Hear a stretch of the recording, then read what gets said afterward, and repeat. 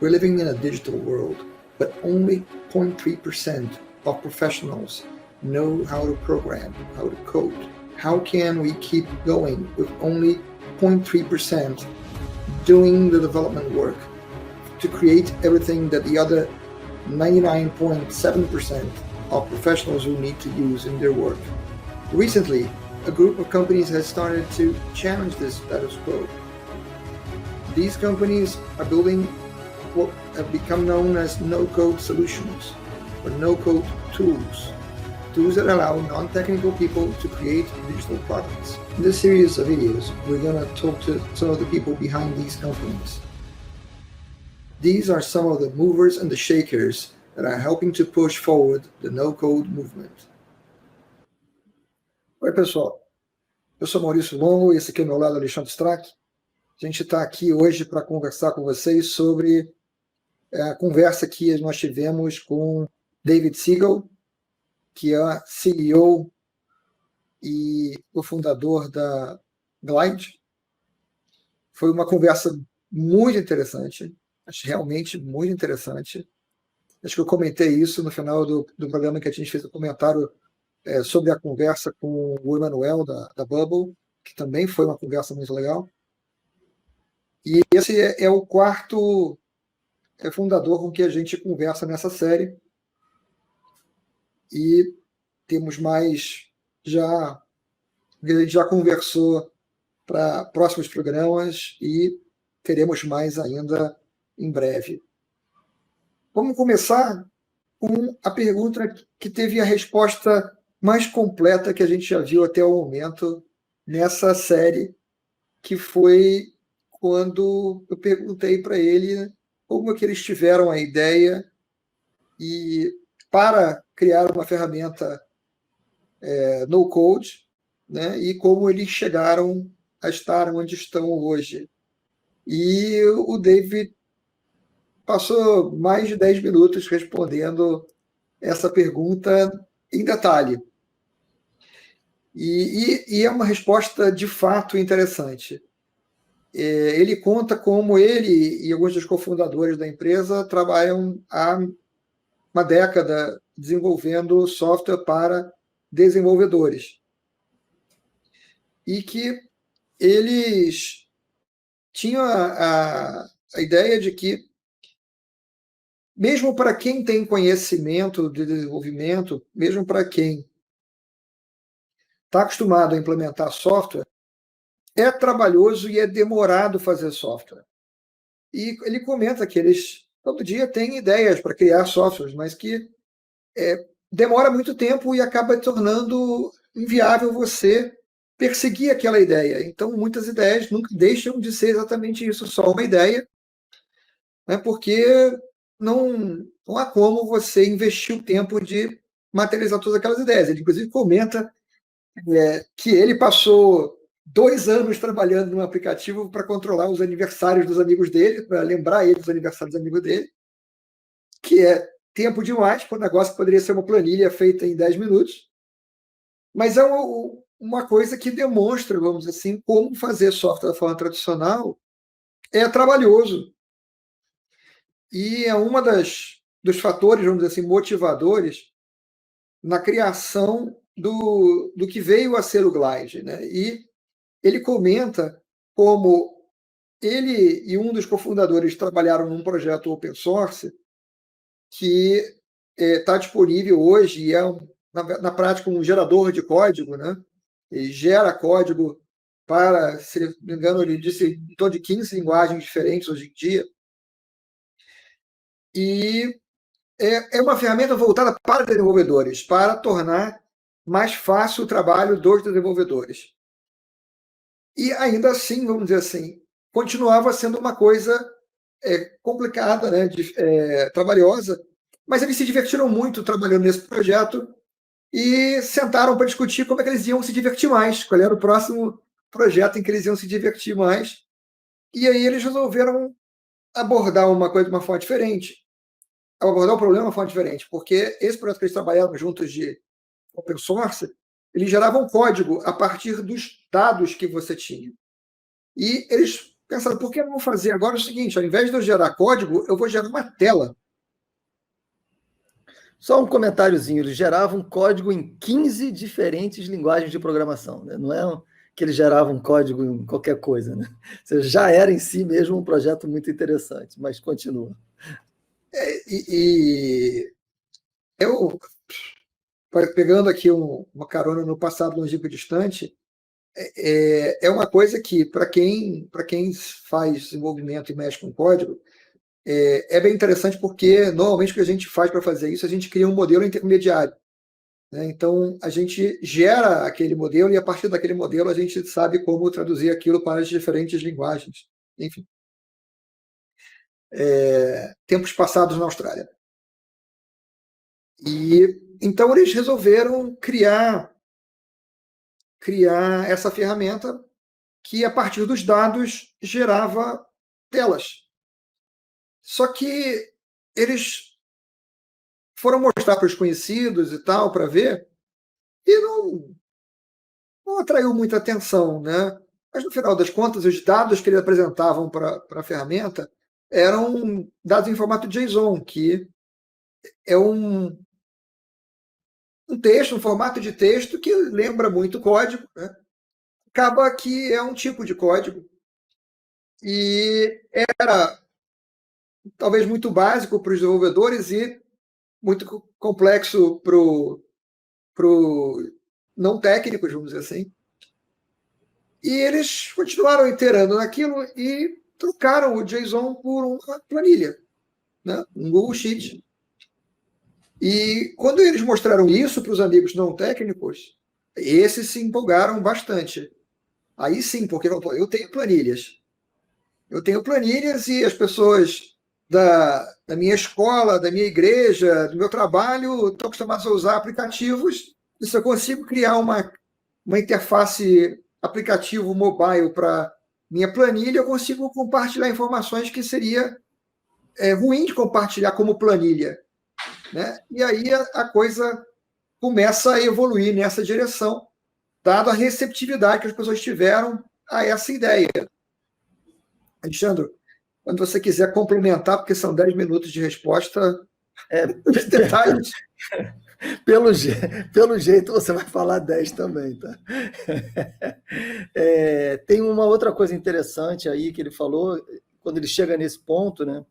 O ponto onde ele mostrou para os amigos e todo mundo gostou, que então eles perceberam que eles tinham 4 dimensões que eles tinham que trabalhar nisso que eles estavam literalmente construindo, né? Que é a dimensão dos dados, a dimensão da distribuição da coisa, né? Do design e do fim da questão da programação. O Maurício não falou assim nas entrelinhas, mas é importante frisar que o David Siegel ele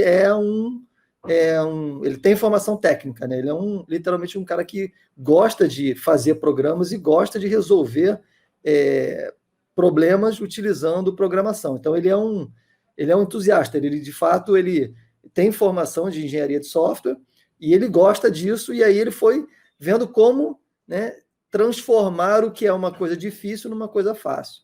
Então, olhando para essas 4 dimensões que ele percebeu, ele falou: bom, então se dados as pessoas gostam de planilhas, então vamos considerar que os dados estejam em planilhas. Aí, cara, como é que nós vamos distribuir esse negócio? Nós vamos distribuir isso pela web, porque todo mundo hoje usa web, não tem outra forma melhor de distribuir um resultado, um produto que não seja pela web. Aí veio o design. Cara, como é que eu vou fazer um design que esteja apropriado e associado com aquilo que as pessoas querem? Assim, todo mundo se acostumou a utilizar um design que fique legal e que tenha qualidade no telefone celular. Então, vamos fazer o design para telefone celular. E a questão da programação, foi, cara, como é que a gente vai tirar essa questão da complexidade? E aí ele fala, bom, nós vamos continuar pensando em formato planilha. Ou seja, aquilo que você tinha que programar de uma forma tradicional, a gente vai tentar usar os mecanismos que as pessoas já têm de abstração e de construção de pequenas fórmulas e transformação de dados com planilhas. Né? Então, daí que ele forma esse pacote que eles percebem que tem uma adesão bacana e que isso seria bastante transformador para as pessoas, porque eles mostraram para não técnicos e os não técnicos ficaram maravilhados com aquilo. E eles falaram, isso atende, obviamente, não só a não técnicos, como a qualquer outras pessoas. Por isso, ele nem gosta muito da ideia no-code. Né? Ele falou que eles nunca pensaram em construir uma ferramenta no-code. Eles pensaram em construir alguma coisa, né? Uma ferramenta que ajudasse a resolver a dificuldade que é criar produto programando para qualquer pessoa. E qualquer pessoa significa que programadores também podem se beneficiar dessa ferramenta que eles construíram. Então, ele até fala que o no-code é uma coisa que já existia antes, e de fato, ou seja, esse é um processo de evolução da programação visual, né, com ferramentas visuais. Ele até fala, acho que o no-code está tendo mais uma temporada.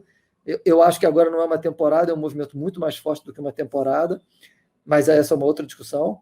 Enfim, e o que é bacana é você ver dele, ou seja, esse entusiasmo por estar criando uma ferramenta que empodera qualquer pessoa a construir e resolver problemas através de software. Então, eu perguntei para o David, ou seja, eu complementei, na verdade, a resposta dele no sentido de dizer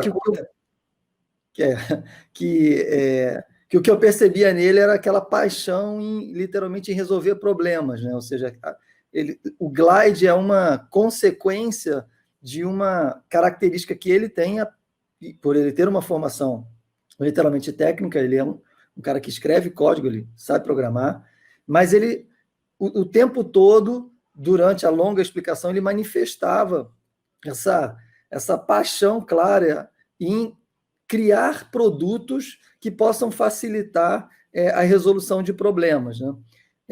E aí eu perguntei se eu tinha entendido corretamente, se era essa a paixão dele, né? Ou seja, criar mecanismos que facilitem a resolução de problemas através, obviamente, de soluções que são criadas programando, né? E aí ele disse que ele, na verdade, ele tem uma tendência a criar problemas, inventar problemas para que ele possa criar soluções.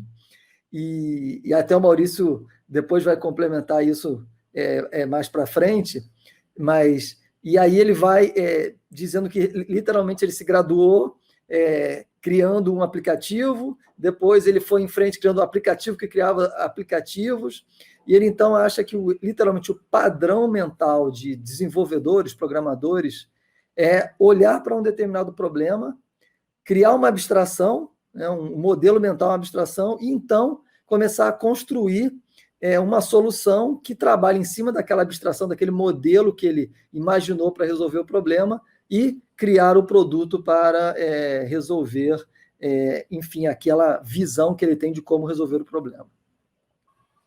Aí, nesse ponto, foi minha vez de falar muito na pergunta. Eu peguei uma carona na resposta que ele tinha dado para o Alexandre a respeito de gostar de resolver problemas, né?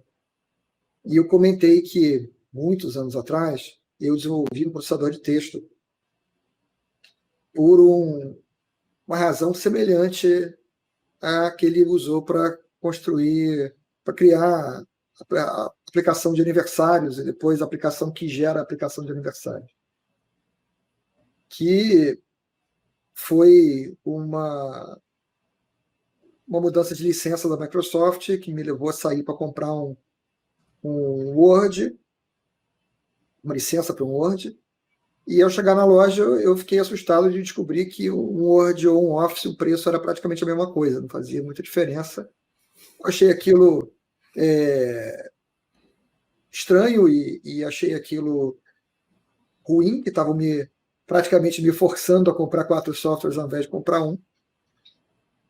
E eu falei, não vou comprar isso, e eu vou embora para casa, e eu comecei a fazer o meu próprio Word, porque na época eu era um escritor, quer dizer, sou ainda um escritor, né? Mas na época eu era muito ativo, eu já tinha escrito nessa época uns 10 livros, e eu achava importante, né, já que a licença tinha mudado, que eu tivesse meu editor de texto para trabalhar, e se eu não ia comprar o da Microsoft, então ia fazer o meu. E eu acho que exatamente essa é a característica das pessoas que têm essa paixão por criar, né, resolver problemas de forma criativa, e que isso me parecia ser uma das coisas que nos davam esperança de um futuro interessante nessas ferramentas no-code, porque, de certa forma, isso parecia levar uma liberdade de criação para as pessoas que não têm o conhecimento técnico para poder criar de outra forma uma solução para os problemas. Então, eu perguntei a ele se ele via isso como um caminho, vamos dizer assim, positivo aí, né? Uma evolução positiva dessas ferramentas todas, ao que então ele respondeu que não só ele achava que sim, que você estava dando essa liberdade criativa para as pessoas, mas que ele viu uma coisa ainda mais especial, que era uma coisa que eles viam no dia a dia com o Glide, que quando a pessoa que tem a ideia, a pessoa que tem o problema, ela mesma pode trabalhar no problema, surge aí uma paixão maior, né, um envolvimento maior, que traz um resultado maior, melhor, vamos dizer assim, do que quando você está trabalhando numa coisa que não é diretamente sua. E ele comenta como eles viam quando eles trabalhavam com ferramentas para desenvolvedores, e que os desenvolvedores praticamente usavam as ferramentas que eles faziam só no seu trabalho, é diferente de quando as pessoas estão resolvendo o seu problema, que não é simplesmente o trabalho deles, é a paixão deles, né? E que eles veem muito isso com o Glide. Você está sem voz. Desculpa. Inclusive, ele frisou muito isso, ele frisou muito claramente. Quando você vai passar a sua ideia para alguém, para essa outra pessoa que vai desenvolver, vai criar aquilo que você está, a sua ideia, aquilo que você imagina, para ele aquilo é um trabalho, não é o sonho dele, não é a ideia dele, né? Enquanto que quando você tem a capacidade de criar aquilo que você imaginou, a sua ideia, aquilo que você quer realmente construir, para você é um espírito de realização, é um sonho, é uma criação. E que isso é muito mais transformador, isso gera muito mais vontade de chegar numa solução do que quando você tem que usar o mecanismo de falar para alguém, porque você não tem habilidade, nem existe nada que te permita criar por você mesmo. Bom, então eu perguntei para o David sobre... quer dizer, primeiro eu falei da enorme facilidade que é criar uma solução, criar um aplicativo usando o Glide, né? Que realmente você tem uma sensação de poderes mágicos, né? Você pega, coloca a sua planilha, disponibiliza a sua planilha como a fonte de dados e ele automaticamente lê a sua planilha e voa lá e instantaneamente gera um aplicativo. E isso faz com que as pessoas acreditem, né, que qualquer dado que você tenha, estruturado de qualquer maneira, vai poder gerar um aplicativo, né? E eu falei que isso está começando a gerar para as pessoas uma certa confusão, porque não é tão fácil assim estruturar dados, né? Ainda que planilha seja uma coisa que as pessoas usam há muito tempo e estão acostumadas, elas usam planilhas, mas elas colocam dados nas planilhas como se estivessem escrevendo numa folha de papel sem nenhum tipo de estrutura, uma preocupação estrutural maior. Claro que existem pessoas que fazem melhores planilhas do que outras pessoas, e isso é normal, mas a planilha tem essa liberdade, né? E que para um aplicativo isso pode não ser bom. Na grande maioria das vezes não é, né? Então eu perguntei para ele como ele via isso, como seria o futuro do Glide em termos de ajudar as pessoas nessa questão, né, de como organizar os dados, e também como que seria o Glide com essa característica dentro do espaço das ferramentas no-code onde o Glide está inserido. E aí a resposta dele foi ótima. Ele falou que uma das coisas que chamou a atenção dele logo no início, logo depois que a ferramenta começou a crescer, é que primeiro ele começou a perceber que existiam experts e novatos, né? E aí ele falou, não é isso que a gente quer, né? A gente não quer que tenha experts e novatos. A gente quer uma ferramenta que qualquer pessoa possa usar. Não pode ter essa distinção entre experts e novatos. Bom, isso é obviamente um sonho muito grande, porque eu acho quase inevitável que você tenha em qualquer tipo de atividade experts e novatos. Então, essa parte, eu diria que literalmente é uma boa ambição, trabalhar com uma grande facilidade, onde talvez a distância entre o expert e o novato seja cada vez mais curta, mas sempre haverá essas duas posições, né? Mas ele claro, ele chegou a questionar se eles estavam fazendo a coisa direito, né? Porque estavam surgindo experts, talvez eles não estivessem acertando no produto. E aí uma outra coisa que ele falou é que cada dia chega mais gente querendo usar o Glide como uma ferramenta que literalmente resolve problemas sem que você tenha que fazer nenhum tipo de esforço. Ele falou, cara, o Glide não é uma ferramenta que você não tenha que pensar. Não é uma ferramenta onde você não pensa nada, você entrega para ela, ela resolve tudo para você. Não é isso. Obviamente você tem que estruturar, você tem que ter um problema, né? E aí, em cima desse problema que você tem, ele facilita, ele te dá mecanismos para facilitar a solução do problema, mas ele não tem a menor pretensão de criar uma ferramenta onde você vai lá e diz o seguinte, estou querendo ganhar dinheiro desse jeito, e então o Glide consegue construir um aplicativo para você e faz com que você consiga ganhar dinheiro daquele jeito. Não quer dizer que ele não queira que você crie coisas para ganhar dinheiro, ele simplesmente diz que coisa é essa que você quer resolver e que, por consequência, pode vir a se tornar um negócio que permita você ganhar dinheiro, mas você tem que ter um caminho ali, né, de uma estruturação e tal. Então, ele diz que eles estão... no assunto, né? Ele faz a brincadeira de que não é uma ferramenta... É uma ferramenta sem código, não é sem pensamento. Exatamente. E aí, ele diz que eles estão, sim, trabalhando nessa questão de como... organizar os dados, colocar relacionamentos e cálculos e tal, que são coisas que hoje, inclusive, já tem dentro da ferramenta, mas que eles estão aperfeiçoando isso, e que eles também têm uma preocupação em melhorar mais a parte do editor, onde você faz o desenho das telas, para dar um pouco mais de facilidade e mais poder de criação, obviamente, guardando sempre o ponto de atenção, que é ser uma ferramenta que qualquer pessoa possa utilizar. Minha próxima pergunta, na verdade, foi um comparativo da direção que as ferramentas low-code e no-code estão evoluindo, né? As ferramentas que a gente geralmente chama de low-code, elas estão aí há mais tempo, né? Elas vêm de uma jornada mais longa, aí, geralmente focando no mercado corporativo, e, no geral, não são percebidas como uma coisa cool, né? Assim, que você usa por diversão, normalmente é realmente uma ferramenta de trabalho. Mas que elas, como têm mais tempo de estrada, elas têm features que a maior parte das ferramentas no-code ainda não tem, porque são muito novas, né? Elas não chegaram lá ainda. Mas eu me lembro que eu comento que uma das primeiras vezes em que eu vi isso foi no OutSystems, onde você modela o seu dado e aí você arrasta aquilo na tela e ele gera toda a interface para você que você precisa para trabalhar aqueles dados.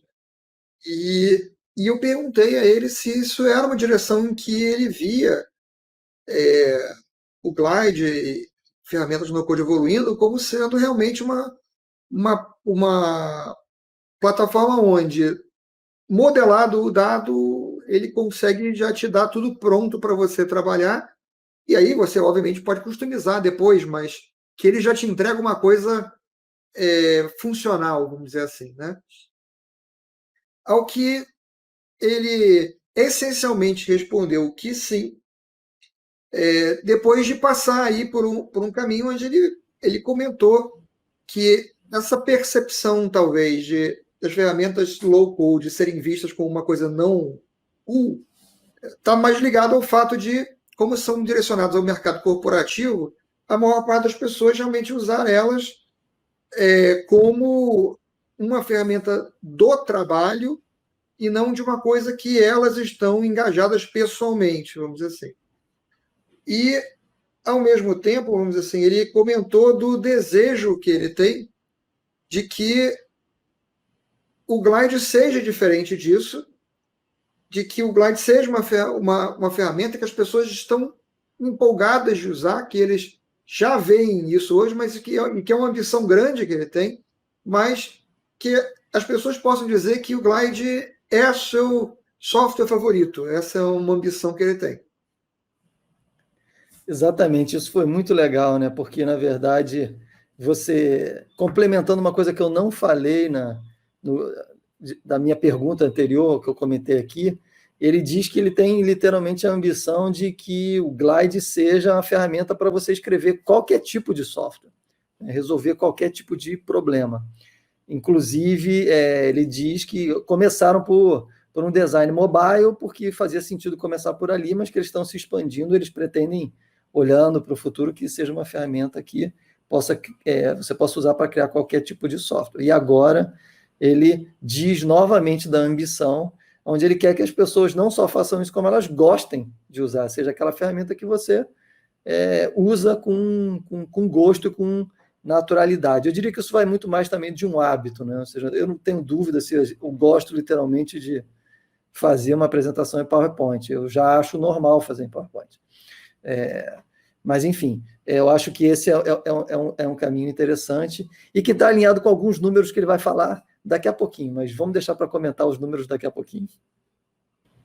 Bom, então eu finalmente perguntei para ele sobre alguns números, né? Eu falei que a gente percebe que o Glide tem penetrado muito rapidamente o mercado e que é uma dessas ferramentas que penetram mais rapidamente e que tem uma base de usuários muito significativa e que são literalmente comunidades fortes, né? Você vê uma comunidade forte no Brasil, você vê uma comunidade forte na Europa, você vê comunidade forte na Índia, enfim, por todos os lados onde você olha, você vê e você encontra uma comunidade significativa em termos de Glide crescendo. Então, eu pedi para ele se ele podia compartilhar alguns números, obviamente que não fossem números estratégicos da empresa, e que ele pudesse dizer como é que isso estava. E aí, bom, ele respondeu que, literalmente, ele não sabe dizer se o Glide está em todos os países do mundo, mas ele está na internet. Se está na internet, um país que tem acesso à internet, alguém pode ir lá pegar o Glide e usar e criar uma solução com o Glide. Então, esse não que provavelmente e essa não é uma métrica que, digamos assim, eles estejam literalmente de olho nela, né? E aí ele literalmente foi falando que essa questão das comunidades, né, da força da comunidade é uma coisa que eles buscaram, né? Que tem ferramentas que você não quer usar depois das 5 horas da tarde, né? Mas ele quer que realmente o Glide seja essa ferramenta de escolha, né? Você escolhe usar ele.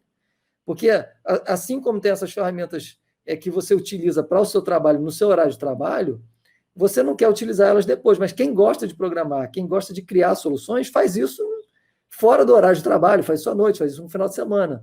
Então, a visão que eles têm é que o Glide seja essa ferramenta, né? E aí, quando ele, inclusive, falou com o outro cofundador, que é o CTO do Glide, vamos criar um gerador de aplicativos, né?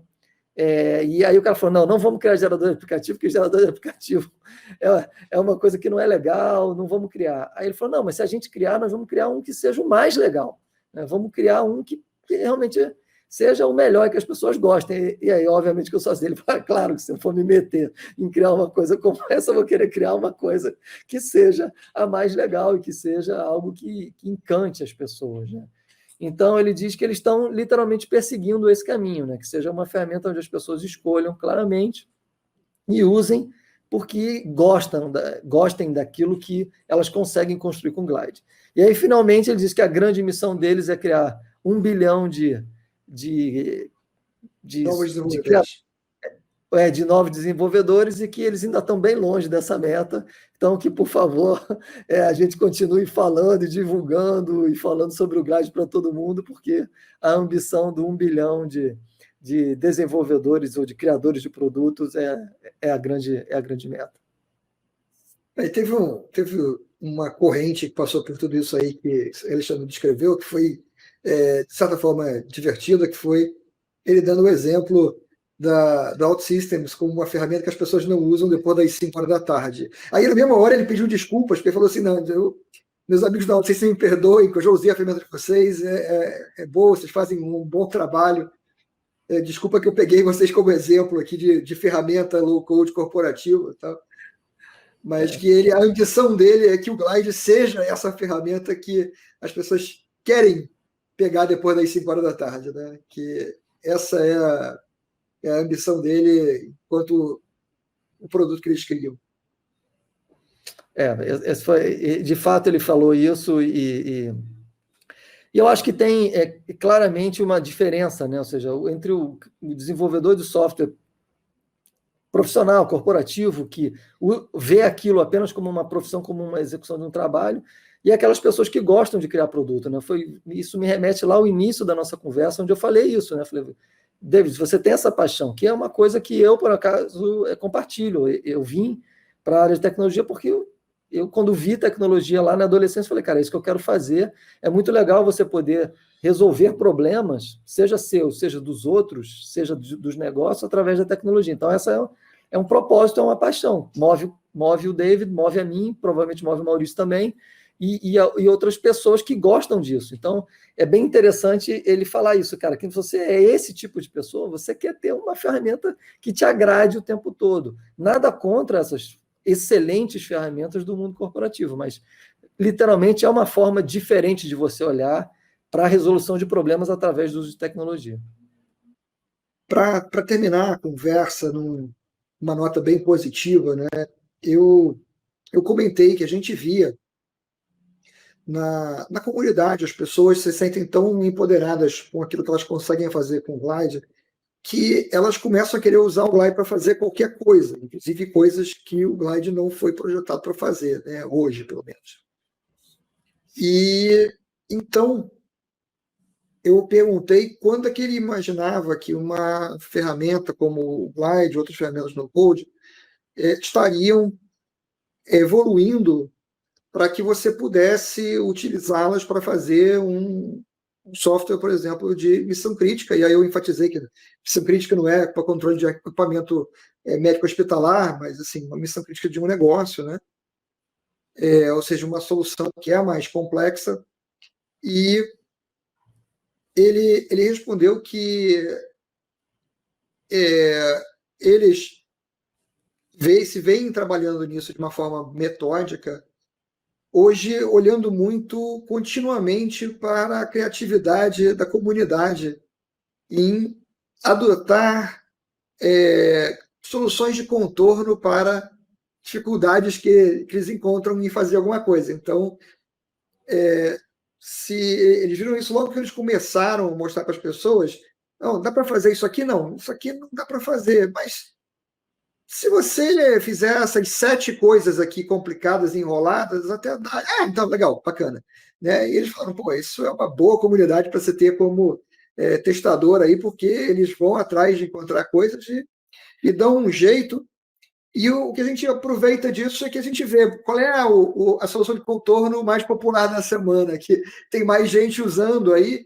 Bom, vamos ver como é que a gente faz para trazer isso como um recurso de primeira classe, vamos dizer assim, para o Glide, né? Para melhorar a funcionalidade da ferramenta, tornar mais fácil a criação das aplicações. Ele deu o exemplo da funcionalidade de envio de e-mails que eles adicionaram recentemente, né, de envio de notificações de dentro da ferramenta, porque eles viram que tinha um monte de pessoas criando os apps com o Zapier para mandar as notificações e bom, mas o que é isso? Bem, isso é uma coisa que as ferramentas precisam fazer mesmo, vamos colocar essa funcionalidade dentro do Glide, que é uma coisa que as pessoas precisam de fato, e vamos evoluindo a ferramenta. E Alexandre, não sei se eu deixei algo de fora dessa Não, última resposta. foi exatamente isso. Ele falou que eles não estão preocupados ainda com a criação e o design de, literalmente, aplicações de missão crítica, né? Eles estão num caminho de evolução, de tentar facilitar a criação das soluções que as pessoas precisam e com as quais elas já estão se envolvendo agora. E isso é bem interessante, o fato da comunidade, como você frisou, né? Ou seja, eles ficam olhando o que a comunidade está fazendo e como que ela encontra saídas de coisas que, ainda que possam ser simples, requerem muitos passos, né? E ele fala, pô, por que as pessoas estão fazendo, né, esses passos todos? Elas, ainda assim, elas estão felizes? Vamos simplificar essa história. Então, eu realmente vejo nessa conversa com o David uma coisa, uma vontade que vai longe ainda, né? Você vê que eles vão melhorando, eles estão crescendo. Eu espero que realmente eles consigam o modelo, né, de negócio da Glide dê sustentação para que eles consigam ir crescendo, porque o modelo freemium é um modelo difícil, eles têm literalmente muitos usuários de verdade por aqui no Brasil e ao longo do mundo, mas a camada que usa a versão free é muito grande, né? E isso daí dificulta, porque ela é free para quem usa, mas não é free para quem entrega. Ou seja, para eles não tem nada free, tudo é pago. Então, sustentar esse modelo é uma coisa bastante difícil. Inclusive, o Emanuel, na conversa do Glide, do Bubble, falou isso, né? Ele falou da necessidade de você ter muitos usuários para você conseguir realizar uma grande visão e tal, e que isso demora para fazer e tem que trabalhar de uma forma muito concentrada e muito focada para fazer. Então, enfim, assim, eu acho que a visão que eles têm é muito bacana, a ferramenta é literalmente bacana, vem avançando muito rápido e cativando usuários, e eu realmente acho que quanto mais eles conseguirem expandir, né, para sair só do mundo mobile, maior é a chance que eles têm de penetrar nos outros ambientes e se transformar literalmente numa ferramenta que permita que você vá criando qualquer tipo de software. Eu acredito que muitas vezes a gente olha para o software de uma forma muito mais complicada do que ela de fato é. Então, tem muita solução simples que pode ser criada e que hoje ninguém consegue criar. Então, ninguém que eu digo que só as pessoas que conseguem programar, né? Então, você consegue empoderar essas pessoas para que elas possam criar suas soluções facilmente e com uma qualidade boa. Eu acho que essa missão, por si só, ela já é grandiosa o suficiente para você depois pensar em como é que você se movimenta para software de missão mais crítica, que requer, inegavelmente, outras habilidades e outras competências que eu não sei se faz sentido até que seja algo para qualquer tipo de pessoa. Mas, enfim, isso não é o foco dessa conversa. Bom, mais uma conversa muito interessante. Se você não assistiu aos outros episódios desta série aqui, eu recomendo fortemente que você faça. É muito interessante ver o ponto de vista e a história dessas empresas. E nós vamos seguir publicando vídeos da série No Code Movers and Shakers e desta série de comentários a respeito das entrevistas. A gente fica por aqui hoje e a gente se vê no próximo episódio. Valeu, pessoal.